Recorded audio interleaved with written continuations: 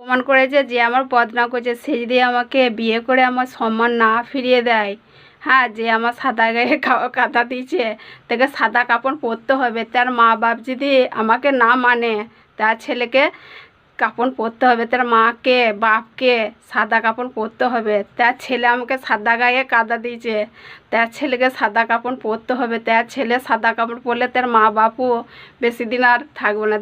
ছেলের মৃত্যু হলে কি মারা বেঁচে থাকতে পারে? পারে না। তার মাকেও আর বাপকেও কবরে যেতে হবে, আর তার বোন বুনাই সবাইকে কবরে যেতে হবে। তার 7 গোষ্ঠীকে সাদা কাপড় পরতে হবে।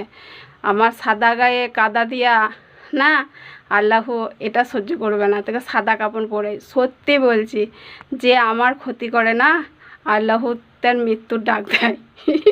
সে মরে যায়, সে বেশি দিন বাঁচে না। তাই বলছি আমার সাদা গায়ে কাদা কেউ দেবে না।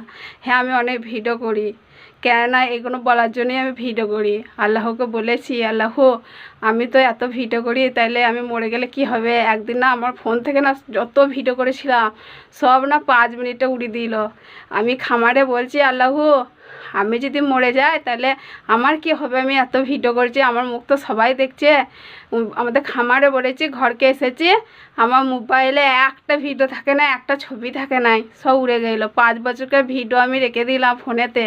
তা আমার 5 বছরকার ভিডিও ছিল ফোনের মধ্যে, আমার গ্যালারির মধ্যে। যেমনি কথাটা বলার পর তখন আমার আল্লাহ না সব উড়িয়ে দিয়েছে, সমস্ত ভিডিও উড়িয়ে দিয়েছে। ঘরে এসে দেখছি আমার একটা ভিডিও নাই।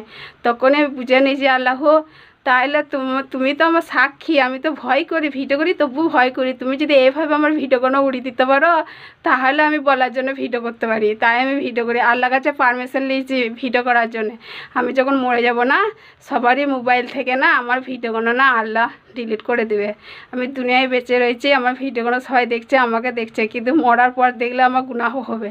সেই গুনাহটা আমার আল্লাহ আর করতে দেবে না, তখন সবারই ফোন থেকে উড়ে যাবে।